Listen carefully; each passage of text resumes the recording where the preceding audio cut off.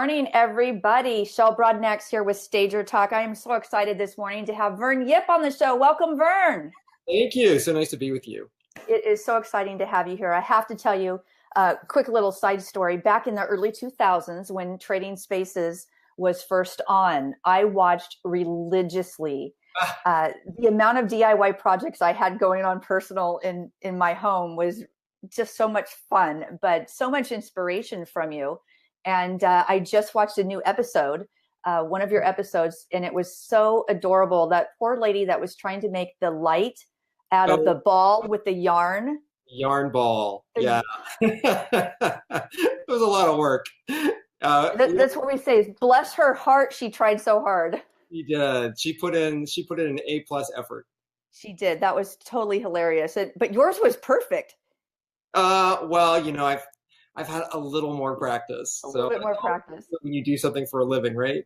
Absolutely. So everybody who's joining us, welcome aboard. We like this to be very interactive, and I try to get over to the chat as much as I can. So if you have a question, throw it out there. If I'm able to see it, great. If not, it might mean that the answer is coming up soon because I'm already going to be covering that. So go ahead and just pop them in as everybody's loading on right now. But we're going to go ahead and get started. So we do have some questions that were posed by our members. So we're just going to dig right in and get to it.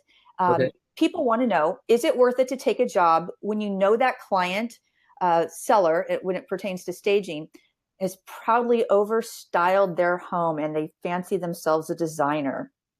Oh my gosh. Well, I am sure that is a pretty common problem to come across for a lot of stagers across the entire country. And I would say yes. I mean, in many ways, the great thing about this profession is that you're trying to help somebody get to an end goal. You're trying to help them get to where they want to go. And although, they may have some pushback, they may have some resistance, ultimately, I take pride in being a designer, and I think stagers probably take great pride in being stagers because it's not just about making something look good. At the end of the day, you realize you're providing a service that's really going to benefit somebody's life, that's going to really improve the quality of their life, and that they're really going to hopefully appreciate. So yes, push through. Push through. So leads me to my next question. How do you push through? If you have somebody that's resisting, they're hiring stagers because they believe they're the professional, they have the knowledge and the know-how to be able to do it all, but yet, no, we're not going to remove this, or no, I'm not going to do that. Do you have any tips to give everybody to kind of get those sellers over the edge to agree to that, to do what the stager's asking them to do? Yeah, well, so I'm going to ask everybody to picture something mentally. Can you picture trying to lead a horse to water that doesn't want to go, right? You're pulling, and that horse is just resisting. So instead of picturing that, picture getting the horse into the same boat that you're in and rowing upstream together. I think it's really about the delivery method of the message oftentimes, because what we have to realize is that people have such a personal attachment to their own things, as they should. I always say your home should be a physical manifestation of you. It should not have to live up to somebody else's standards. It should have to live up to your standards of what you love and what's important to you.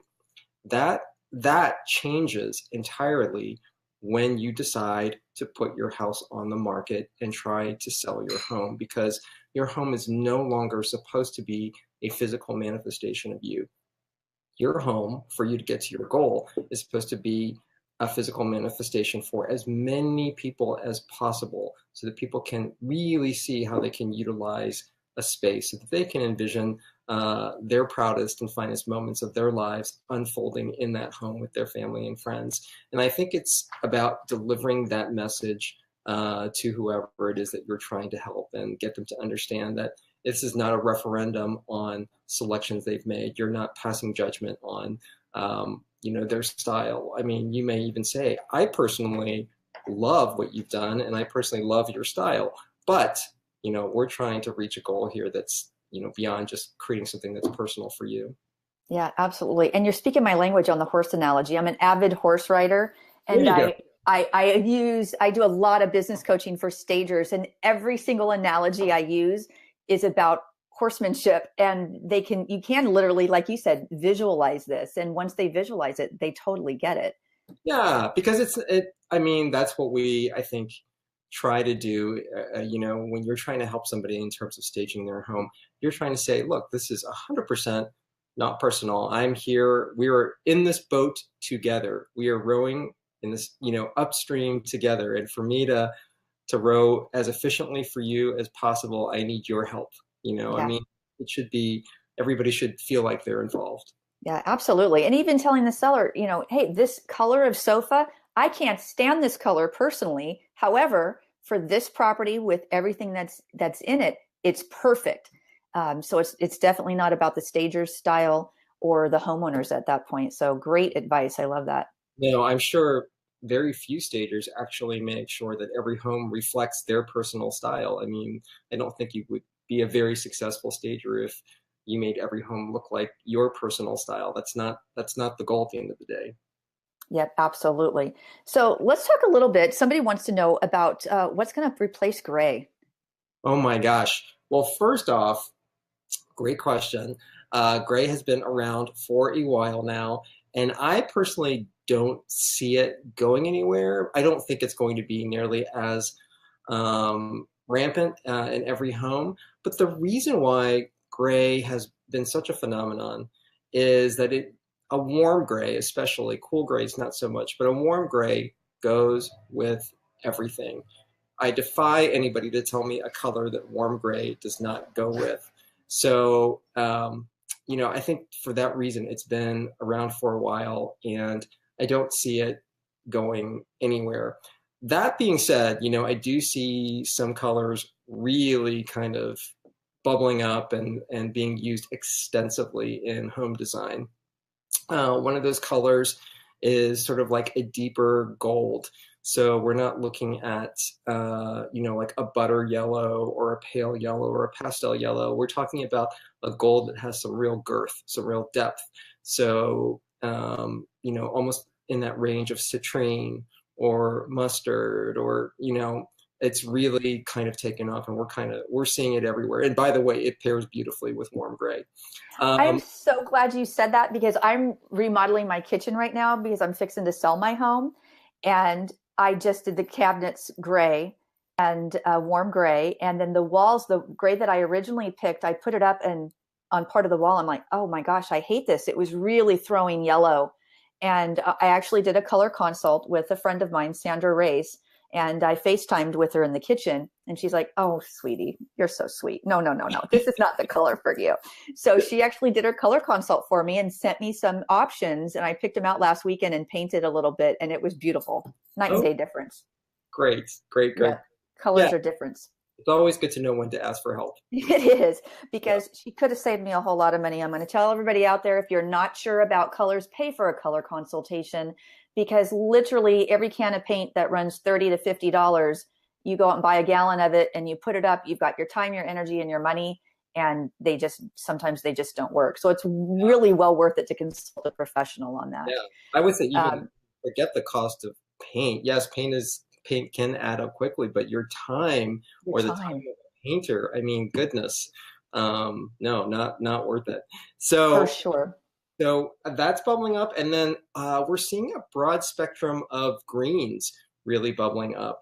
And again, we're seeing a specific range of greens. We're not seeing necessarily softer greens. We're not seeing like the fern or the moss. What we're seeing, again, are greens with a little more depth, a little more girth in a broader spectrum. So we're seeing emeralds, we're seeing olives, we're seeing anything like Kelly. We're seeing a lot of greens that have some real substance to them.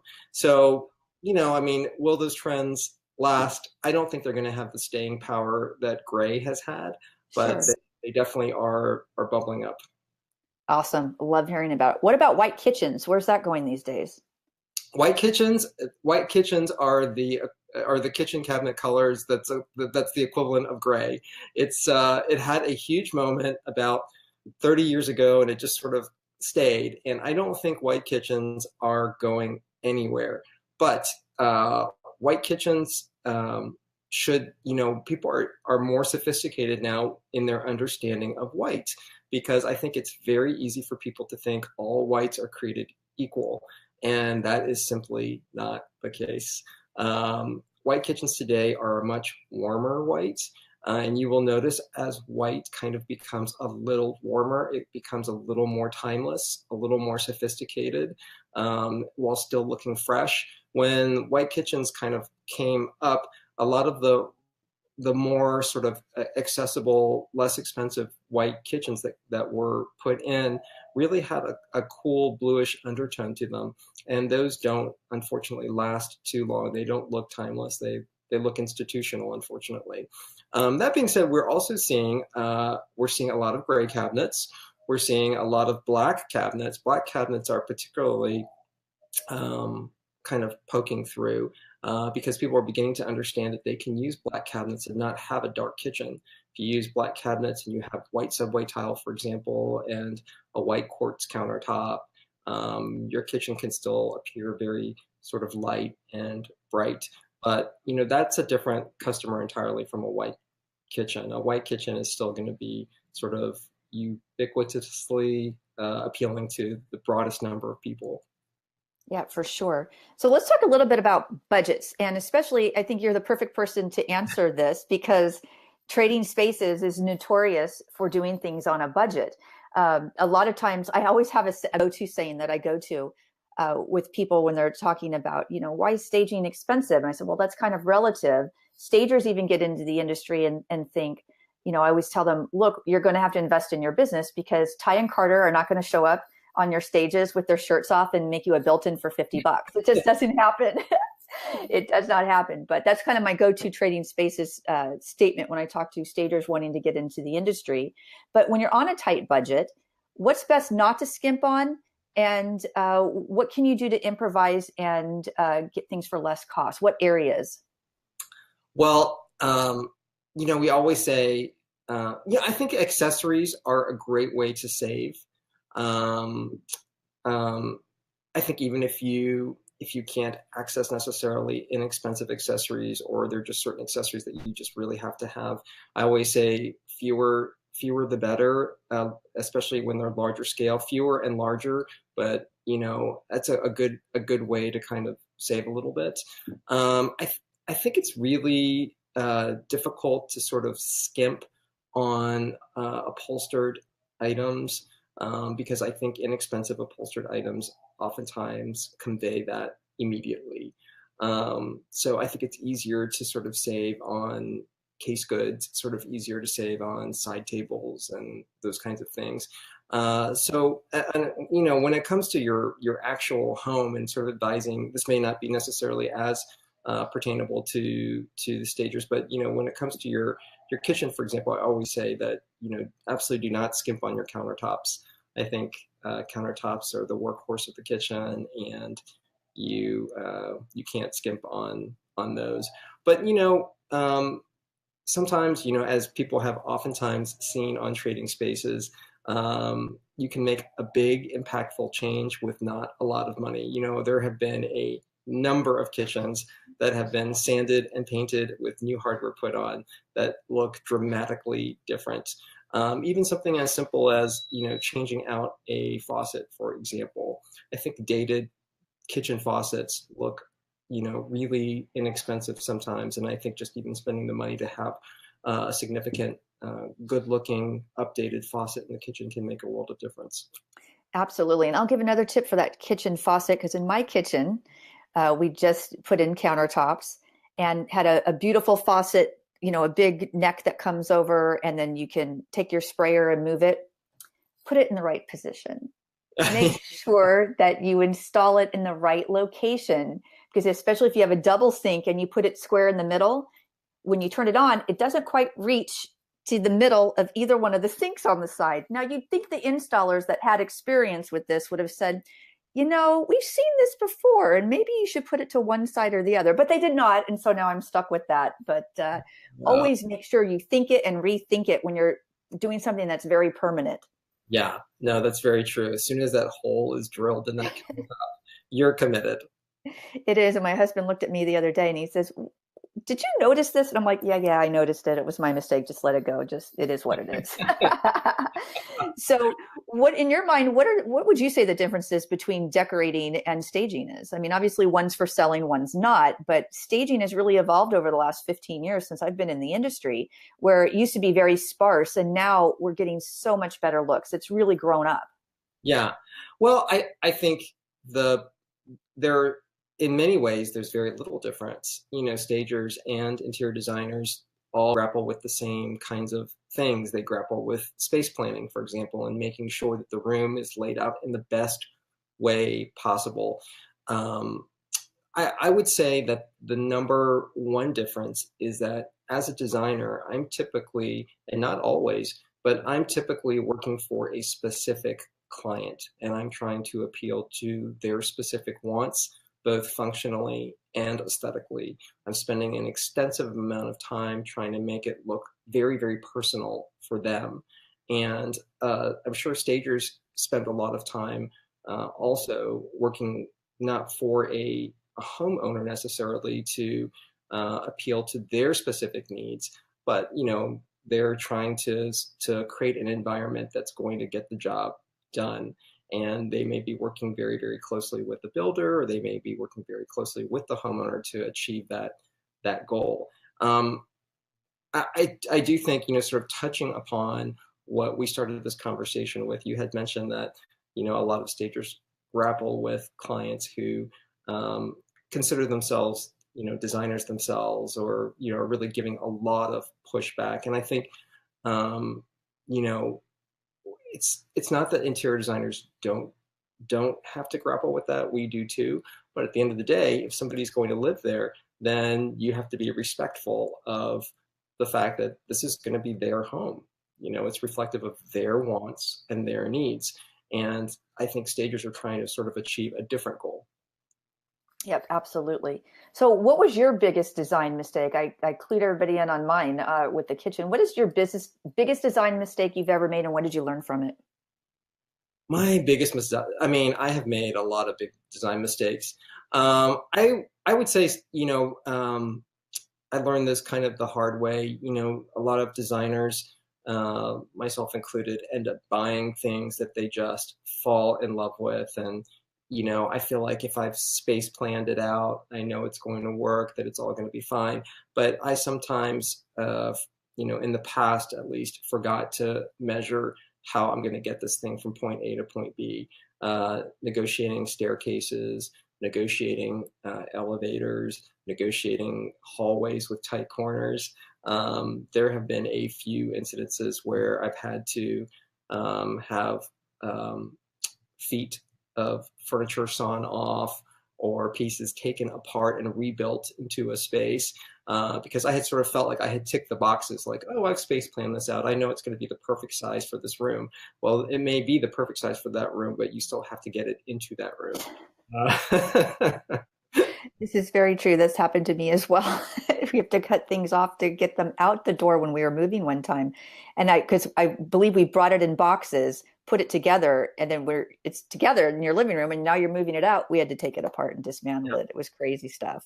I still have a sofa in my master bedroom. When we moved into this house, we had to have it lifted from the outside and through some second story doors to get it into the home. And I am dreading moving and having to like reverse that process. So I hear you.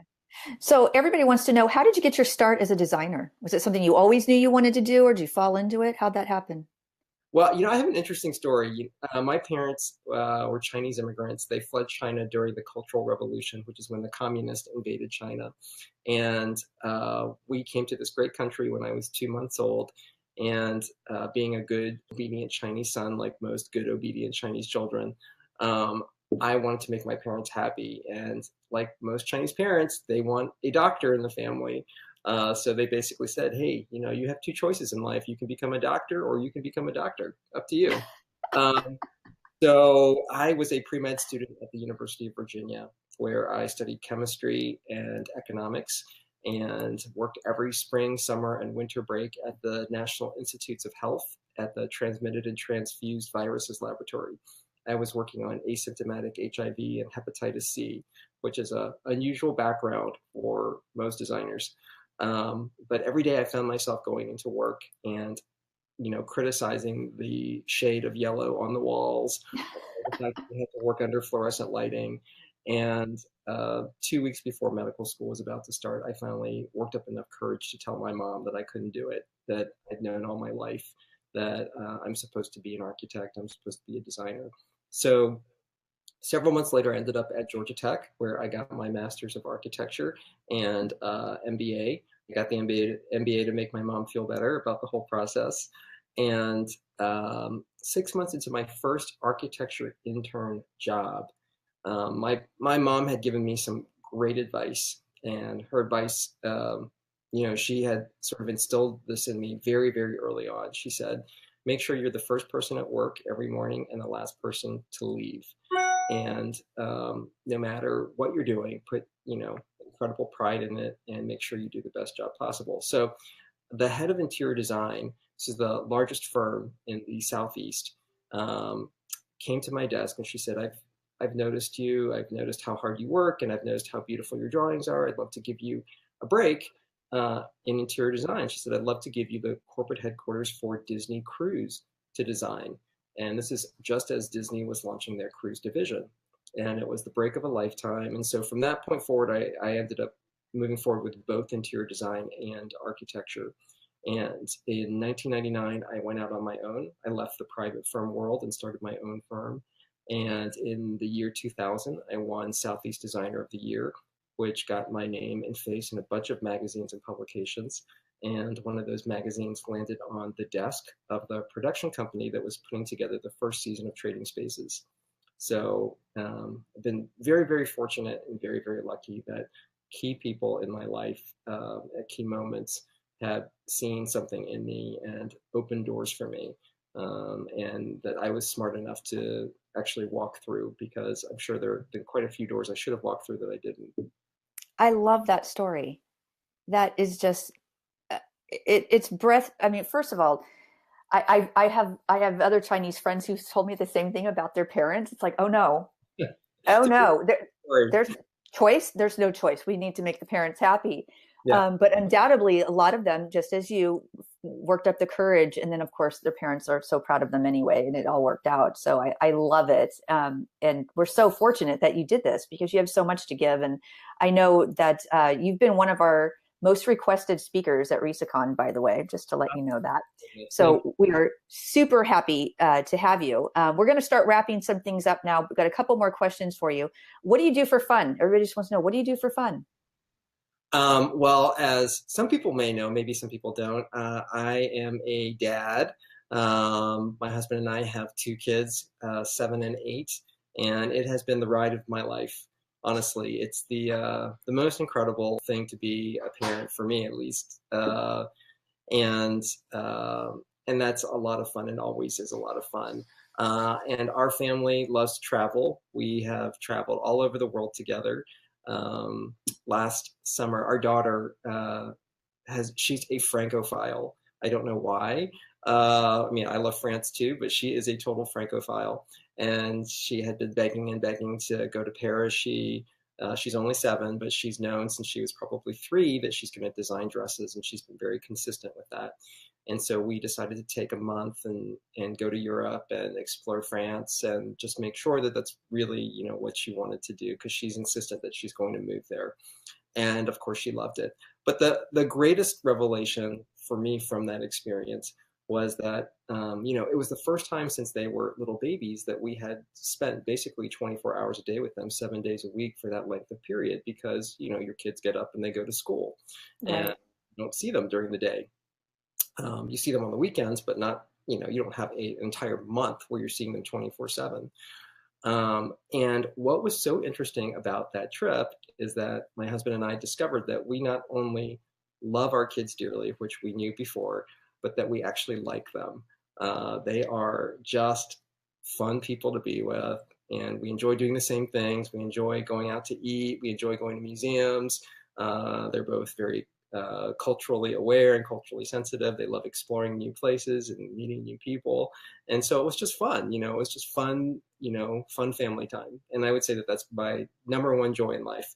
Number two, we have 4 dogs. We live with over 500 pounds of dog, all adopted. I'm a big dog person, and dogs are a big part of my life and a big joy in my life.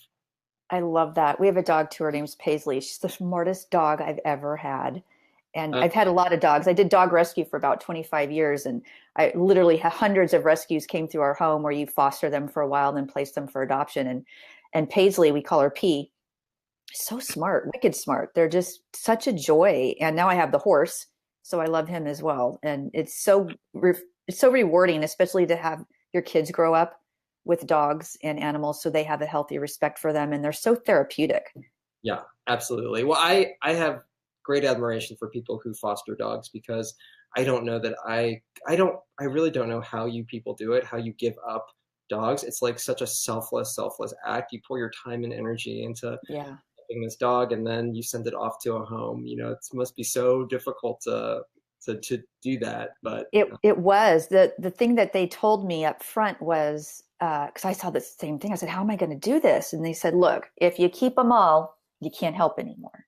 yeah, oh, that's good. That was the thing. Now, of course, I worked in German Shepherd rescue for a lot of years. So my first one, I kept. I'm not going to lie. Look, he was so sick when I got him. And when you get an animal that is so desperately ill and underweight and neglected, and then you nurse it back to health, you're like, yeah, you're not going anywhere. You're mine. So Henley stayed with me until he passed away, and I loved it. But the rest of them, you're right. And literally hundreds of them we've placed. But it's very rewarding to see them and to follow up with them and know that they're doing well in their forever home. So kudos to anybody who does rescue. We all love you for what you're doing. Absolutely. So let's do some rapid fire questions. We've got these for you. These are always fun. And then we'll have one final question. Coke or Pepsi? Oh, Coke. No, Pepsi. Diet or regular? What? I'm actually not a soda guy, to be truthful. I don't drink soda. Jif or Skippy? Oh, I don't eat either. You're not a peanut butter person. I am a peanut butter person, but I don't eat either. Either of those. So phone call or text do you prefer? Depends on what it is. If it's work related, text is always nice, but I always think phone call is more heartfelt when you're talking to family and friends. There you go. Mac or PC? Mac. Cake or pie? Pie all day long. Give it up for the pie. I'm a pie girl. Yes. I love it. I could skip cake for the rest of my life, but pie I gotta have. I'm into it. Totally. I feel the same way. Mayo or Miracle Whip? Oh, neither. Neither. Oh, very good. Chicken or steak? Chicken. Hair dryer or natural drying? Oh, look at this. Look at this work of art here. This is not achievable through natural drying, unfortunately. There you go. Big party or small gathering? Small gathering, 100% all day long. Awesome. So my last question, Vern, tell me something I will always remember. Something that you will always remember. I would say it's important when you are thinking about your personal home, not necessarily from a staging standpoint, but from your personal home. When you walk through your front door, if you are not immediately rejuvenated, re-energized, if you're not wanting to be there more so than any luxury property or 5-star resort, then something is wrong. And you should spend the time and energy to fix it, because you spend way too much time in your home. And it's oftentimes where the most important moments of your life unfold with your dearest family and friends. So it's a crime to not walk through your front door and feel like this is the place that nurtures me and takes care of me and that I love, and I love being there. And, I just think there's too many people who walk through the front door and just immediately like, oh, there's shoes on the floor and coats hanging on the banister and the light bulbs out and whatever. There are so many things that you can do to sort of fix those those issues. So get your home to a place where it is the place you want to be more so than any other place on planet Earth.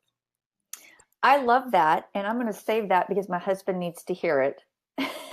So I don't get resistance on things that I want to do. I don't understand really why husbands argue, because they're just going to do what you want them to do in the long run anyway. So let's just skip all the arguing and just make it beautiful. That's what I think. More efficient process, right? Exactly, right? Who wants to argue about it? Just going to do it anyway.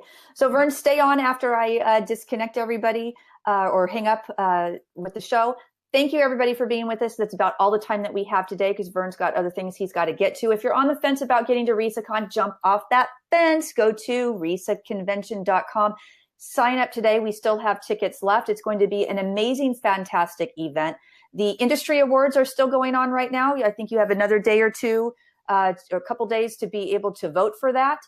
So we'll get that wrapped up, and then we're going to start announcing our top 10 professional stagers and then announce all the winners in Vegas at RISACon in July. So again, July 26th, 27th, and 28th at the M Resort in beautiful Las Vegas. And then we're going to actually take everybody on a tour to the Las Vegas market and have a tour there for everybody who's buying wholesale these days. Vern, stay on with me. Thank you again. It was such a pleasure. Everybody else, until then, happy staging.